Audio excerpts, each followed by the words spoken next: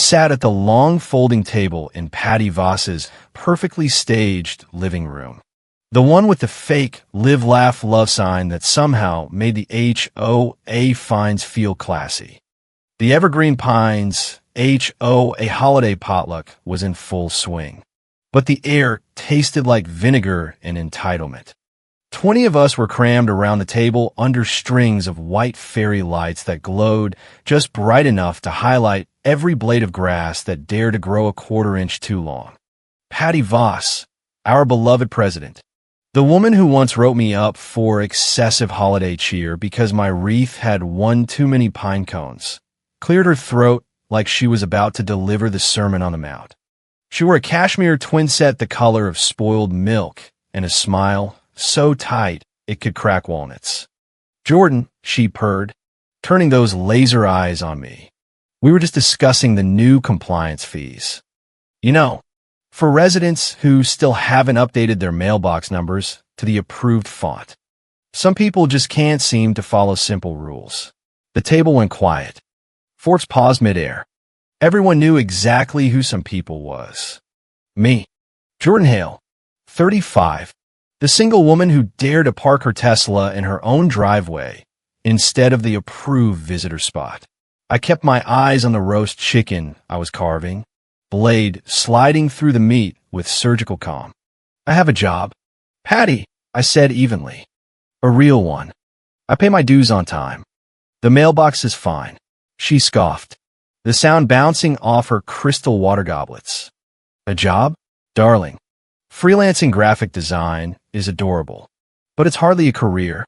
We're all worried about you. By your age, I had a mortgage, 2 kids, and a seat on the HOA board. Tessa, I mean my daughter-in-law, just opened her 3rd pop-up boutique in the community center. Did she not?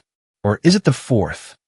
She beamed at her mini-me across the table, a younger version of herself in Lululemon and contempt. The pivot was textbook. Center herself by pretending to step aside.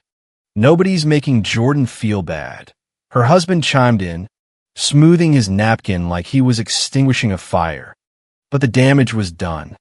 The narrative they'd built for 3 years was airtight. I was the deadbeat drifter who couldn't even keep her lawn at the exact shade of HOA-approved evergreen green. If I was the failure, their little kingdom looked orderly. What none of them knew, what nobody in this pastel prison knew, was that I wasn't a graphic designer scraping by.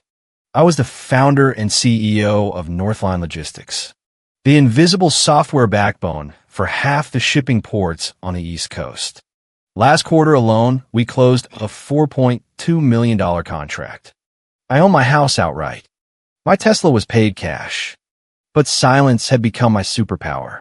In Evergreen Pines, good news from me would be treated like a lie, and success would be treated like an insult. So I stayed quiet. I chewed my chicken. I watched Patty's manicured fingers drum on the table every time someone mentioned dues. I watched the way her eyes darted to my purse when I set it down. I watched the tremor in her hand when she refilled her wine. Too much wine. The woman was desperate, and desperation has a smell. Cheap perfume and fear. After the last neighbor left and the dishes were cleared, I retreated to my guest room, the one I kept for visitors but really used as my quiet office. The house settled into that heavy suburban silence, broken only by the grandfather clock in the hall.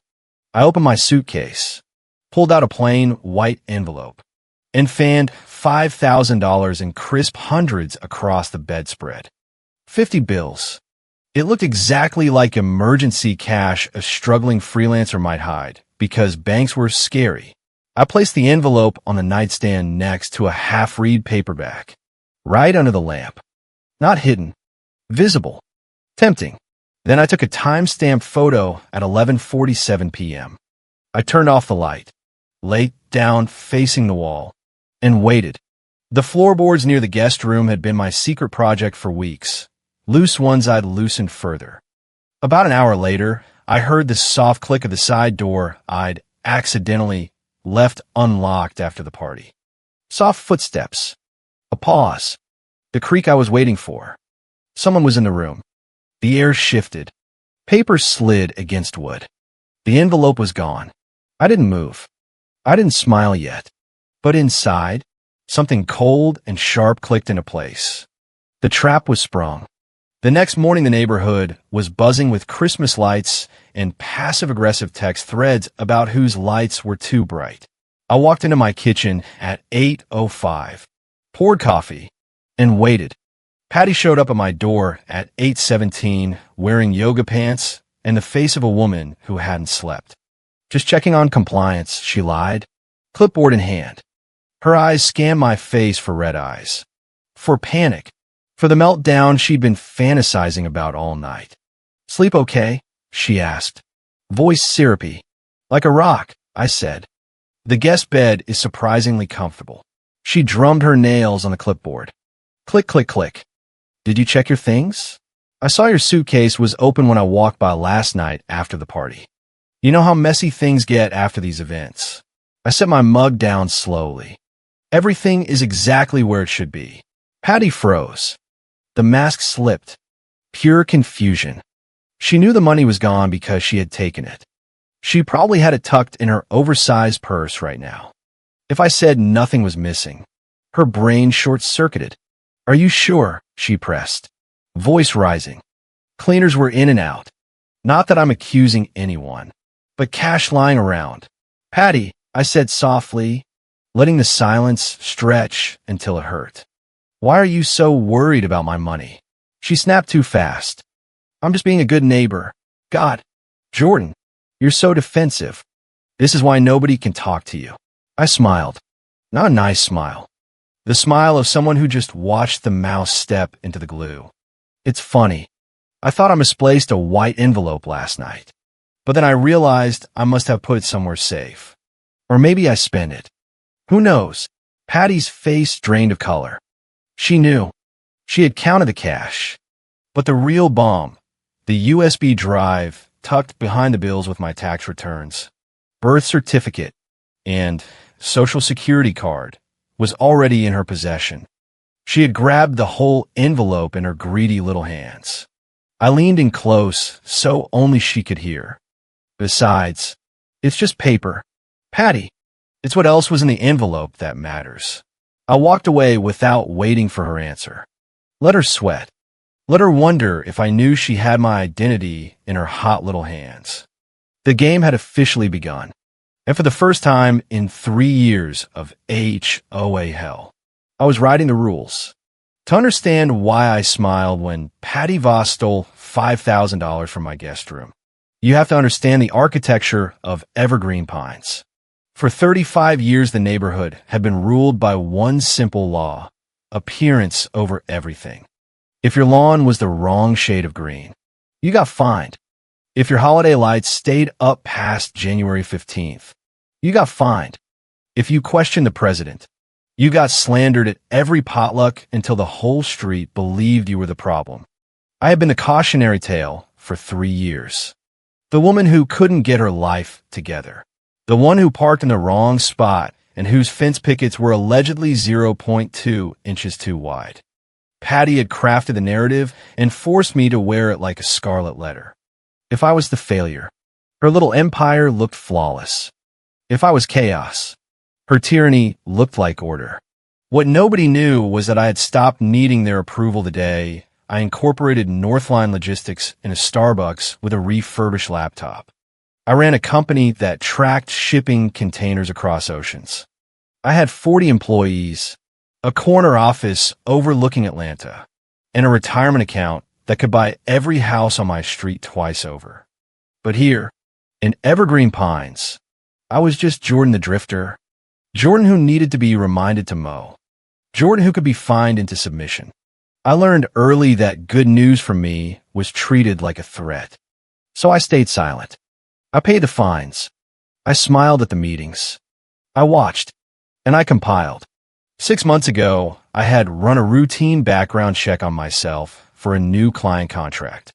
What I found was interesting: credit inquiries I never made, soft pulls from banks I never used, all of them timed perfectly with the dates Patty's Community Beautification Fund needed sudden cash infusions. The pattern was unmistakable. She wasn't just a bully, she was skimming. I needed proof she would cross the final line. So I became the perfect victim. I complained about tight finances at the last meeting. I left my wallet visible. I talked about emergency savings just loud enough for Patty to hear. Then I left the envelope. The USB drive wasn't just documents. It was bait with teeth. Inside the encrypted files were my real tax returns, showing the kind of income that would make any lender cream their pants, plus a digital copy of my driver's license and social. The password was written on a slip of paper inside the case. I made it easy. Greedy people don't check details. They count the money and run. That morning after the theft, Patty showed up again at 10:15, clipboard in hand, pretending to inspect my Christmas lights for excessive wattage. Her hands shook when she held the clipboard. Dark circles peeked through her concealer. She was high on panic and low on sleep. "Jordan, we really need to talk about the special assessment coming up," she said, voice too bright. "The community center roof is leaking again and we're short. Some residents might need to contribute more creatively." I sipped my coffee. Contribute creatively? Like forging signatures on loan applications? The clipboard clattered to the floor. She bent to pick it up, face hidden. When she rose, the mask was back, but cracked. "I don't know what you're talking about." "Funny," I said. "Neither do I. But if I misplaced an envelope with personal documents, identity theft is a felony. Mandatory prison time in some cases. I'd hate for any neighbor to get in trouble just because I was careless." She left without another word. Her Range Rover peeled out of my driveway, so fast the tires left marks on the HOA-approved concrete. I walked back to the guest room and opened my laptop. The credit monitoring service I paid premium for pinged immediately. One new alert. Guarantor verification. Palmetto Regional Lending. Amount, $75,000. Borrower, Evergreen Pines Community Beautification, LLC. Guarantor, Jordan Hale. My stomach didn't drop. It clicked. She hadn't just stolen cash. She had stolen my name to bail out the fund she herself had drained. The leaking roof was code for I spent the money on my daughter-in-law's boutique and my own Botox. I stared at the screen and felt the same cold satisfaction I'd felt the night before. Action and reaction. Cause and effect.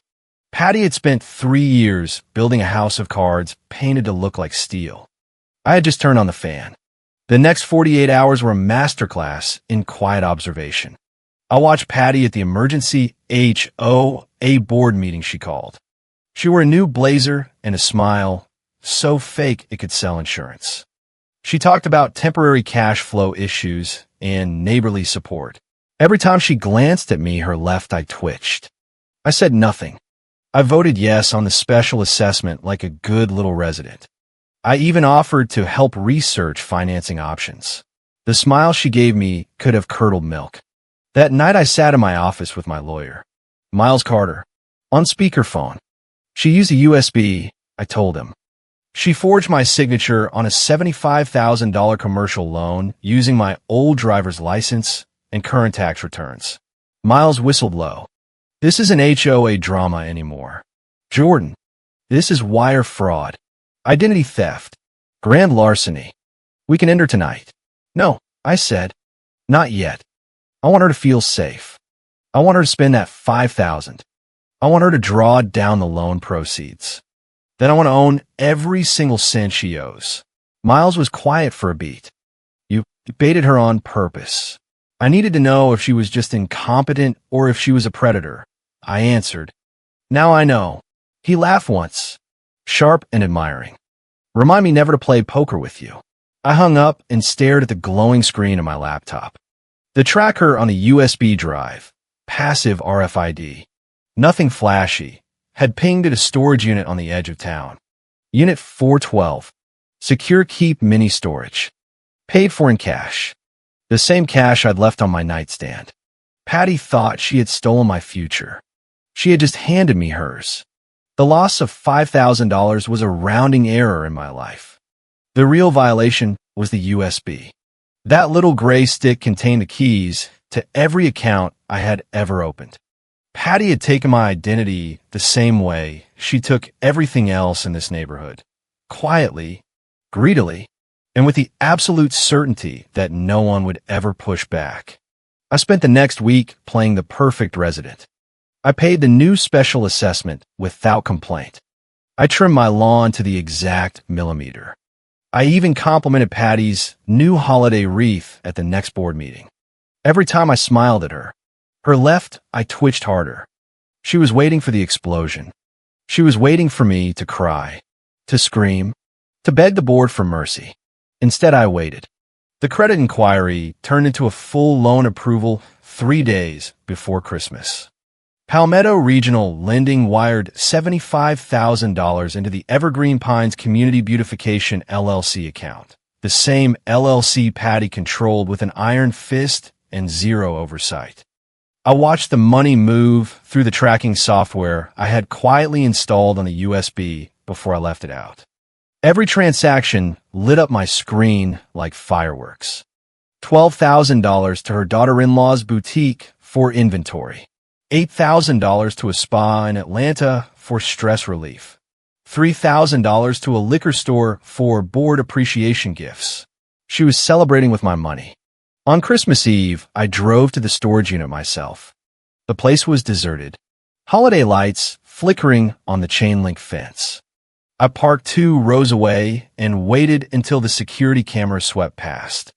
Then I walked to Unit 412 with the spare key I had duplicated from the tracker data.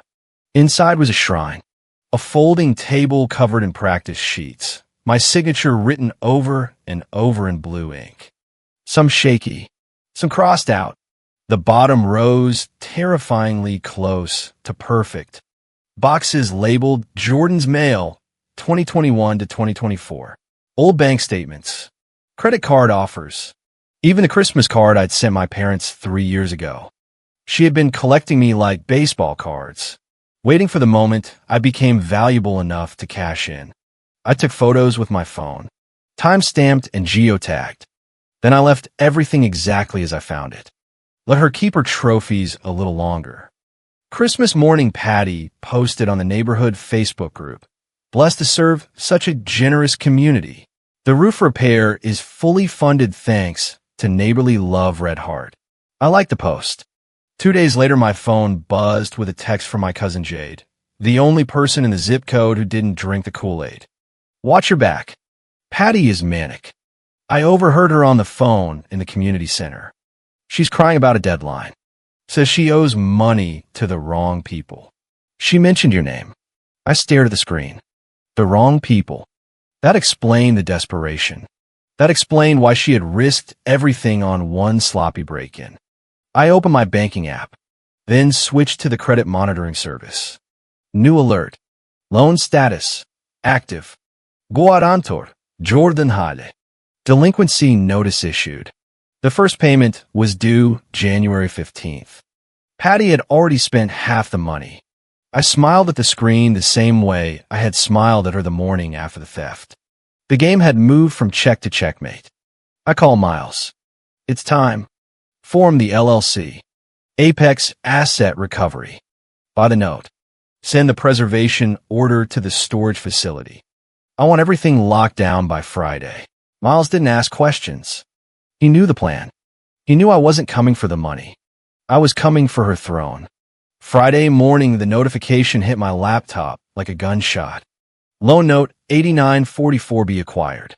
Transfer complete. Current holder, Apex Asset Recovery. Borrower status, default imminent. I own the debt. I was no longer Jordan the quiet resident. Legally, I was Patty Voss's creditor. 3 hours later, my phone exploded. Patty first, then her husband, then the entire board group chat. Emergency meeting at the community center. "Jordan, we need you there." He drove over slowly. I parked my Tesla right in front of the entrance where everyone could see it. I walked in wearing the same charcoal blouse I'd worn the night I left the envelope. "No yueli." Hair pullback. I didn't need to look rich. I needed to look inevitable. The room was packed. Patty stood at the head of the table in a new blazer. Eyes red-rimmed. Smile glued on like cheap wallpaper. Jordan, thank goodness. We have a small cash flow hiccup with the roof fund, and we were hoping you might. I didn't sit down. I just placed a single sheet of paper on the table. Notice of assignment and demand for immediate payment. Patty's eyes scanned the page. Her face went the color of old drywall. "Well, what is this?" she whispered. Miles stepped forward from the back of the room, tall, navy suit, zero expression. "My client is not here to help. My client is here because as of 9 o'clock this morning, she is the sole owner of the $75,000 debt owed by Evergreen Pines Community Beautification, LLC. The room went dead silent. Patty's mouth opened and closed like a fish. "You bought the loan?" "I bought the note," I corrected. "Which means you don't owe the bank anymore." "Patty, you owe me." Her husband stood up so fast his chair fell over. "This is blackmail. This is entrapment." Miles slid the storage unit photos across the table. Practice signatures. Stolen mail. The tracking data showing the USB had traveled from my guest room to Unit 412. "This isn't a negotiation," I said quietly. "This is an intervention. For a crime." Patty stared at the picture of her own handwriting practicing my name. A sound escaped her, half sob, half scream. "You set me up," she hissed. "You left that envelope there on purpose." "I wanted to know if you were a thief," I said. "You answer the question." The board members were backing away like Patty had suddenly grown horns. The woman who had ruled them with fines and fear for a decade was collapsing in real time. I placed the keys to the storage unit on top of the photos. "We have two options. Option A involves the police, who are very interested in identity theft and wire fraud. Option B involves you listening without interruption, without excuses, and without lies." Patty looked at the keys, then at me. For the first time in 3 years, she wasn't looking at a resident. She was looking at the woman who owned her entire world. The silence in the community center was so complete, I could hear the fluorescent lights humming overhead. Patty's husband tried one last time. "Jordan, be reasonable. We're family here. This is a misunderstanding." I picked up the photo of the practice sheets, my name written 200 times in her handwriting. A misunderstanding is forgetting to return a plate. A misunderstanding is buying the wrong gift. This is a felony factory. Patty's face had gone from pale to green. She looked at the board members who used to laugh at her jokes and now stared at her like she was contagious. "I was just trying to protect the neighborhood," she whispered. "The roof really was leaking. I had to." "You had to forge my signature?" I asked. "You had to steal my mail for 3 years? You had to spend my $5,000 on champagne the same night you took it?" I slid the tracking receipt across the table. Dom Perignon, 9:45 a.m., the morning after the theft. Patty's husband read it and sat down hard. The fight left him in one exhale. I leaned forward, hands flat on the table. "Here's what's going to happen. You will sign the settlement agreement Miles has prepared. It includes full admission of the fraud. It includes immediate liquidation of every asset tied to the LLC, including your precious community center pop-up boutiques and your side consulting fees. It includes a permanent restraining order. You will never use my name, my credit, or my likeness again.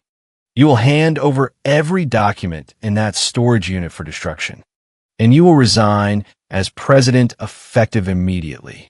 Patty stared at the blue-bound document like it was a loaded gun. "If I sign this, everything I built is already gone," I said. "I'm just handling the funeral." Her daughter-in-law started crying in the corner. Someone's phone started recording. I didn't stop them. Let the neighborhood see. Patty's hand shook so badly the pen tapped the paper before it touched. She signed. Her husband signed. The board secretary notarized it on the spot. Miles took the document, checked every signature, and placed it in his briefcase. The liquidation team arrives at 8 a.m. Tomorrow, he said, any attempt to remove inventory or destroy documents will trigger the criminal charges we have held in abeyance. Patty stood up slowly. She looked 20 years older. The power, the clipboard, the fake smile, everything that had defined her was gone. She looked at me with eyes that finally understood. "You're a monster," she whispered. "No," I said. "I just stopped being your doormat." I walked out of the community center into the cold January air. The Christmas lights were still up, against HOA rules. Ironically, but nobody was going to find me tonight. My phone buzzed. A text from Jade. "Holy shit. The whole neighborhood is blowing up. They're calling her the former president already. You okay?" I smiled at the screen. Never better. The liquidation was clinical. The team from Apex Asset Recovery arrived at 8 o'clock sharp.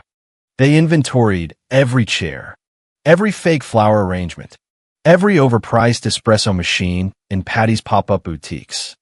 By noon, the signs were changed. By 3 p.m., the bank accounts were frozen. By sunset, the neighborhood Facebook group had a new admin and a new name, Evergreen Pines without the tyrant. Patty didn't fight it. She packed a single suitcase and left for her sister's house in Florida the next day. The storage unit was cleared under supervision. Every practice sheet, every stolen statement, every piece of my identity was fed into an industrial shredder while I watched on a live video feed. I stood in my driveway that evening watching the moving truck pull away. The street looked the same, identical lawns, identical mailboxes, identical white fences. But the air felt different, lighter. My Tesla sat in my own driveway without a single fine. My wreath still had too many pine cones. And for the first time in 3 years, nobody was watching. I opened my laptop one last time and transferred the remaining balance of the note, $75,000 minus the $5,000 she had stolen, into a community trust for actual roof repairs. Not a single cent went to me. I didn't need it. I had only ever wanted one thing. My name back.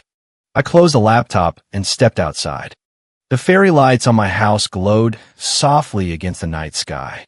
Somewhere down the street, someone was laughing. Real laughter, not the nervous kind that used to follow every HOA meeting. I smiled. The same smile I had given Patty the morning after the theft. The smile of a woman who had just spent $5,000 on the best investment of her life. Freedom. Thank you for listening to this HOA Karen story. If you've ever been fined into oblivion or slandered by a clipboard-wielding tyrant, drop a comment below. I read every single one. Where are you watching from tonight? The driveway? The couch after a long day of dodging ridiculous rules? Let me know so we can commiserate together. If this tale of sweet, glowing justice made you smile, smash that like button. Subscribe for more HOA drama that always ends with the Karen getting exactly what she deserves. And hit the notification bell so you never miss the next neighborhood nightmare turned satisfying revenge. See you in the next one. Stay petty, stay patient, and never leave your envelope unattended.